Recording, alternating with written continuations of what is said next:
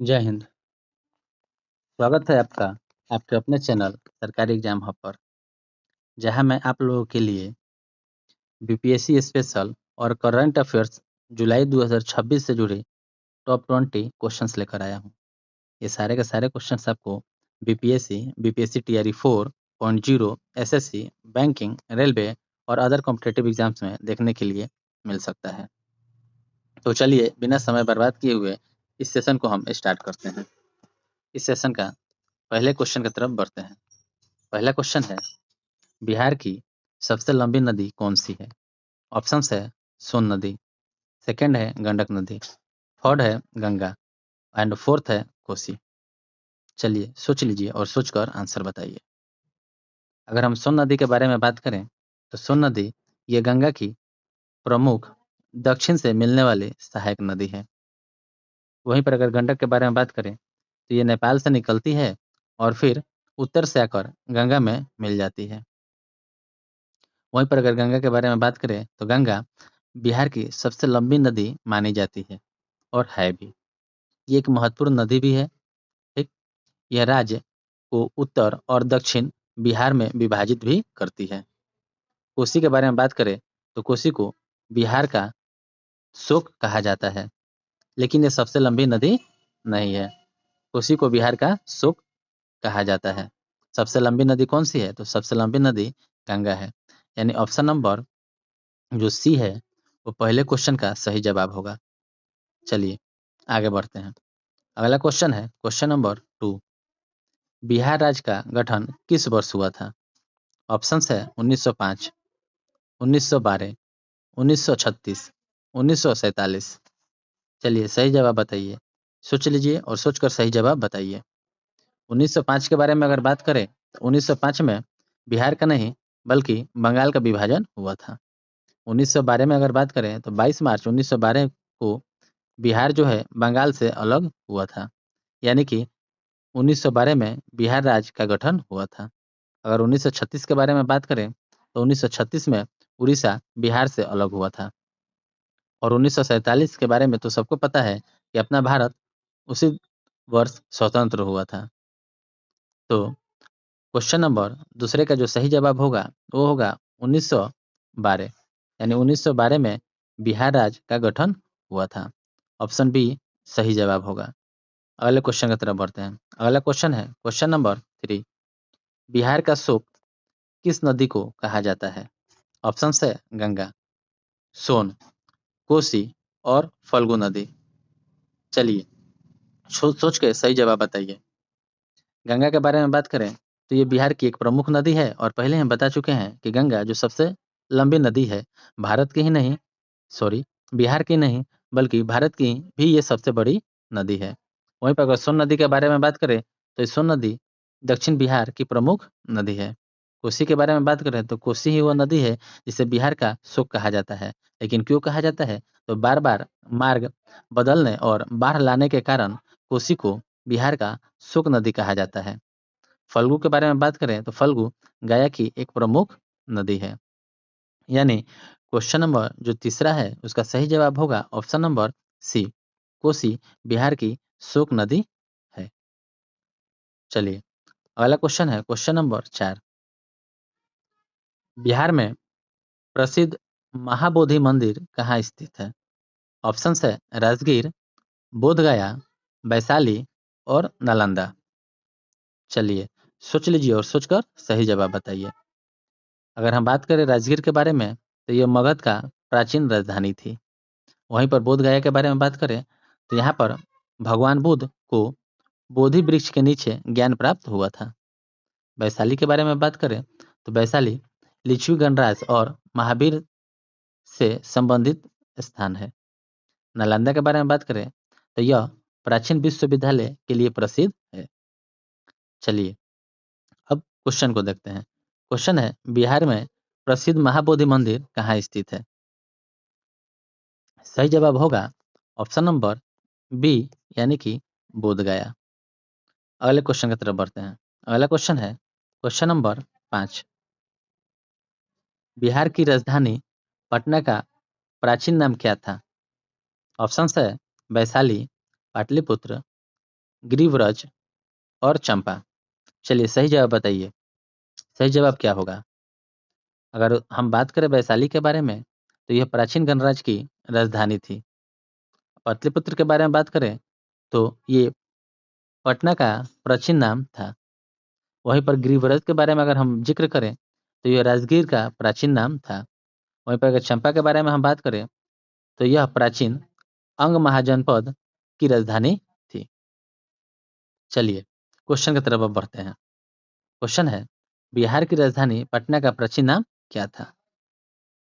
सही जवाब होगा ऑप्शन नंबर बी, यानी कि पाटलिपुत्र। पाटलिपुत्र बिहार का प्राचीन नाम था। अगले क्वेश्चन की तरफ बढ़ते हैं। अगला क्वेश्चन है क्वेश्चन नंबर 6। बिहार में सबसे पहले रेल सेवा का प्रारंभ किस मार्ग पर हुआ था? ऑप्शन है पटना से गया, हावड़ा से दिल्ली, हावड़ा से राजमहल और हावड़ा से साहिबगंज। चलिए सही जवाब बताइए। तब तक हम इन ऑप्शंस के बारे में कुछ पढ़ लेते हैं। पटना से गया यह बाद में विकसित हुआ रेल मार्ग था। रेल मार्ग तो है लेकिन बाद में विकसित हुआ था। हावड़ा से अगर दिल्ली के बारे में बात करें तो ये एक प्रमुख रेल मार्ग है, लेकिन बिहार में पहली रेल सेवा का उत्तर नहीं है, यानी कि पहली रेल सेवा यहाँ पर स्टार्ट नहीं हुआ था। ये सही जवाब नहीं है। हावड़ा से राजमहल के बारे में बात करें तो ये पूर्ण उत्तर नहीं है, मतलब ये भी सही जवाब नहीं है। अगर बात करें हम हावड़ा से साहिबगंज के बारे में, तो बिहार क्षेत्र में प्रारंभिक रेल सेवाओं का विकास ईस्ट इंडियन रेलवे द्वारा इसी दिशा में हुआ था, यानी कि ऑप्शन नंबर जो सी है ये सही जवाब होगा। आइए यहाँ पर देखते हैं, sorry option number D, Howrah से साहिबगंज। बिहार में सबसे पहले रेल सेवा का प्रारंभ हावड़ा से साहिबगंज के बीच हुआ था, यानी ऑप्शन जो डी होगा वो सही जवाब होगा। चलिए अगले क्वेश्चन की तरफ बढ़ते हैं। अगला क्वेश्चन है क्वेश्चन नंबर 7। निम्नलिखित में से कौन सा जिला लीची उत्पाद के लिए प्रसिद्ध है? पहला ऑप्शन है दरभंगा, दूसरा है मुजफ्फरपुर, तीसरा है समस्तीपुर, चौथा है वैशाली। चलिए सही जवाब बताइए।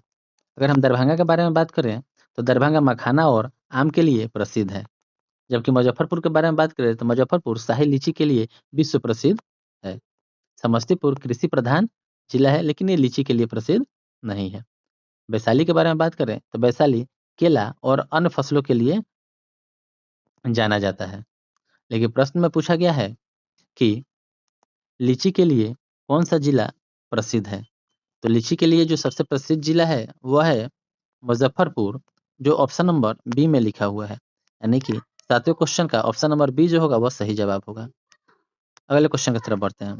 अगला क्वेश्चन है, बिहार का राजकीय वृक्ष कौन सा है? पहला ऑप्शन है बरगद, दूसरा है नीम, तीसरा है पीपल, चौथा है साल। चलिए सही जवाब बताइए, सही जवाब क्या होगा? अगर हम बरगद के बारे में बात करें तो बरगद भारत का राष्ट्रीय वृक्ष है। वहीं पर नीम के बारे में बात करें तो ये एक औषधीय महत्वपूर्ण यानी महत्व वाला वृक्ष है। वहीं पर अगर पीपल के बारे में बात करें तो पीपल बिहार की राजकीय वृक्ष है, यानी कि ऑप्शन नंबर सी जो है यहाँ पर सही जवाब दिख रहा है। साल के बारे में बात करें तो साल ये झारखंड और मध्य भारत के वनों में अधिक पाया जाता है। ठीक है, क्वेश्चन को एक बार फिर से देखते हैं। बिहार का राजकीय वृक्ष कौन सा है? तो बिहार का जो राजकीय वृक्ष है वह है पीपल, यानी कि ऑप्शन नंबर सी जो है 8वें प्रश्न का सही जवाब होगा। चलिए अगले क्वेश्चन की तरफ बढ़ते हैं। अगला क्वेश्चन है क्वेश्चन नंबर 9। बिहार में छठ पर्व मुख्य रूप से किस देवता की उपासना का पर्व है? ऑप्शन है भगवान शिव, भगवान विष्णु, सूर्यदेव और इंद्रदेव। चलिए सही जवाब बताइए। ऑप्शन ए में है भगवान शिव। महाशिवरात्रि इनसे संबंधित है, जबकि छठ पूजा इनसे संबंधित नहीं है। भगवान विष्णु के बारे में बात करें तो छठ पूजा इनसे भी संबंधित पर्व नहीं है। सूर्यदेव के बारे में बात करें तो सूर्यदेव और छठी मैया की पूजा छठ में की जाती है। इंद्रदेव को हम वर्षा के देवता के नाम से जानते हैं। तो जो सही जवाब होगा वो होगा ऑप्शन नंबर सी, यानी कि सूर्यदेव, यानी 9वें क्वेश्चन का सी सही जवाब होगा। अगला क्वेश्चन है क्वेश्चन नंबर 10। बिहार के किस जिले में विश्व प्रसिद्ध नालंदा विश्वविद्यालय के अवशेष स्थित है? पहला ऑप्शन है गया, दूसरा है नालंदा, तीसरा है पटना, चौथा है नवादा। चलिए सही जवाब बताइए। तब तक हम इनके ऑप्शंस पर चर्चा करते हैं। पहला ऑप्शन है गया। गया बोध गया के लिए प्रसिद्ध स्थल है, सॉरी स्थान है। अगर हम बात करें नालंदा के बारे में, तो प्राचीन नालंदा विश्वविद्यालय के अवशेष नालंदा जिले में ही स्थित है। वहीं पर अगर पटना के बारे में बात करें, तो पटना का जो प्राचीन नाम है वह पाटलिपुत्र है। अगर नवादा के बारे में बात करें, तो यह नालंदा विश्वविद्यालय के अवशेष यहाँ पर भी नहीं है। तो 10वें क्वेश्चन का जो सही जवाब होगा वो होगा ऑप्शन नंबर बी, यानी कि नालंदा। चलिए अगले क्वेश्चन की तरफ बढ़ते हैं। अगला क्वेश्चन है क्वेश्चन नंबर 11। जुलाई 2026 में बिहार सरकार ने टीआरई 4 के लिए बीपीएससी को कितने शिक्षक पदों का अधियाचना भेजा? ऑप्शंस है 28,450, 30,210, 32,388 और 35,500। चलिए सही जवाब बताइए। सही जवाब होगा ऑप्शन नंबर सी, यानी कि 32,388। चलिए अगले क्वेश्चन की तरफ बढ़ते हैं। अगला क्वेश्चन है क्वेश्चन नंबर 12। जुलाई 2026 में बिहार सरकार ने किस भर्ती के लिए 32,388 पदों का अधियाचना बीपीएससी को भेजा? पहला ऑप्शन है पुलिस अवर निरीक्षक यानी एसआई के लिए, दूसरा ऑप्शन है शिक्षक भर्ती यानी टीआरई 4 के लिए, तीसरा ऑप्शन है बिहार सचिवालय सहायक और चौथा ऑप्शन है प्रखंड विकास पदाधिकारी यानी कि बीडीओ के लिए। चलिए सही जवाब बताइए।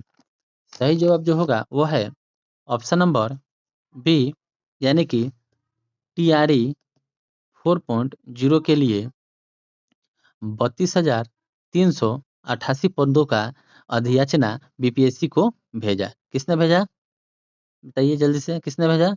तो बिहार सरकार ने बीपीएससी को भेजा। चलिए अगले क्वेश्चन की तरफ बढ़ते हैं। अगला क्वेश्चन है क्वेश्चन नंबर 13। जुलाई 2026 में बिहार के मुख्यमंत्री कौन है? ऑप्शन है नीतीश कुमार, सम्राट चौधरी, विजय कुमार सिन्हा और तारकिशोर प्रसाद। चलिए सही जवाब बताइए। सही जवाब है ऑप्शन नंबर बी, यानी कि सम्राट चौधरी। जुलाई 2026 में बिहार के मुख्यमंत्री सम्राट चौधरी हैं। अगले क्वेश्चन की तरफ बढ़ते हैं। अगला क्वेश्चन है क्वेश्चन नंबर 14। जुलाई 2026 में छात्र आंदोलन के कारण बिहार का कौन सा जिला सबसे अधिक चर्चा में रहा? पहला ऑप्शन है गया, दूसरा है पटना, तीसरा है सिवान, चौथा है दरभंगा। चलिए सही जवाब बताइए। सही जवाब जो होगा वो है ऑप्शन नंबर सी, यानी कि सिवान। अगले क्वेश्चन की तरफ बढ़ते हैं। अगला क्वेश्चन है क्वेश्चन नंबर 15। जुलाई 2026 में टीआरई 4.0 की अधियाचना की खबर किस आयोग से संबंधित थी? पहला ऑप्शन है बीपीएससी, दूसरा ऑप्शन है एसएससी, तीसरा ऑप्शन है बीपीएससी, चौथा ऑप्शन है बीटीएससी, सॉरी पहला ऑप्शन था यूपीएससी। चलिए सही जवाब होगा ऑप्शन नंबर सी, यानी कि बीपीएससी। अगला क्वेश्चन है क्वेश्चन नंबर 16। जुलाई 2026 में भारत के किस महान शतरंज खिलाड़ी ने FIDE विश्व शतरंज महासंघ के अंतरिम अध्यक्ष का पद संभाला? ऑप्शन है D Gukesh, R Praggnanandhaa, option C है विश्वनाथन आनंद, विदित गुजराती। चलिए सही जवाब बताइए, चारों में से सही ऑप्शन कौन सा है? तो सही ऑप्शन है ऑप्शन नंबर सी, यानी कि विश्वनाथ आनंद। विश्वनाथ आनंद ने विश्व शतरंज महासंघ के अंतरिम अध्यक्ष का पद संभाला। कब संभाला? तो जुलाई 2026 में। Question number 17। जुलाई 2026 में किस भारतीय खिलाड़ी ने जापान ओपन बैडमिंटन का खिताब जीतकर इतिहास रचा? पहला ऑप्शन है पीवी सिंधु, दूसरा है लक्ष्य सेन, तीसरा है HS प्रज्ञन, चौथा है सात्विक साईराज रिंकी रेड्डी। चलिए सही जवाब बताइए। सही जवाब होगा ऑप्शन नंबर ए, यानी कि पीवी सिंधु। अगला क्वेश्चन है क्वेश्चन नंबर 18। जुलाई 2026 में आयोजित कॉमनवेल्थ गेम्स 2026 का आयोजन किस शहर में हो रहा है? पहला ऑप्शन है लंदन, दूसरा है बर्मिंघम, तीसरा है ग्लासगो, चौथा है सिडनी। सही जवाब होगा ऑप्शन नंबर सी यानी कि ग्लासगो। चलिए अगले क्वेश्चन की तरफ बढ़ते हैं। अगला क्वेश्चन है क्वेश्चन नंबर 19। जुलाई 2026 में भारत सरकार ने लगातार बढ़ती किस वस्तु की कीमत को अर्थव्यवस्था के लिए चिंता का विषय बताया? पहला ऑप्शन है सोना, दूसरा ऑप्शन है कच्चा तेल, तीसरा ऑप्शन है चांदी, चौथा ऑप्शन है तांबा। सही जवाब होगा ऑप्शन नंबर बी यानी कि कच्चा तेल। अगला क्वेश्चन है क्वेश्चन नंबर 20 जो कि इस सेशन का अंतिम क्वेश्चन होने वाला है। इसके बाद आप कमेंट बॉक्स में ज़रूर बताइएगा कि आपके 20 में से कितने प्रश्न सही हुए। तो चलिए आज के सेशन के अंतिम प्रश्नों को करते हैं। जुलाई 2026 में कौन सा अंतर्राष्ट्रीय दिवस मनाया गया? पहला ऑप्शन है विश्व पर्यावरण दिवस, दूसरा है अंतर्राष्ट्रीय बाघ दिवस, तीसरा है विश्व जनसंख्या दिवस, चौथा है विश्व ओजोन दिवस। अगर हम पर्यावरण दिवस के बारे में बात करें तो ये 5 जून को मनाया गया था, जबकि विश्व ओजोन दिवस के बारे में बात करें तो ये 16 सितंबर को मनाया जाता है। वहीं पर अगर हम बाघ दिवस के बारे में बात करें तो ये 29 जुलाई को मनाया गया था और विश्व जनसंख्या दिवस 11 जुलाई को मनाया गया था। यानी कि इस प्रश्न के ऑप्शन नंबर बी और सी दोनों के दोनों सही जवाब होंगे। तो इस प्रश्न को आप एक बार ध्यान से देख लीजिएगा। मैं आप लोगों के लिए ऐसा ही प्रत्येक दिन एक शानदार सा वीडियो लेकर आता रहूँगा। तब तक के लिए धन्यवाद।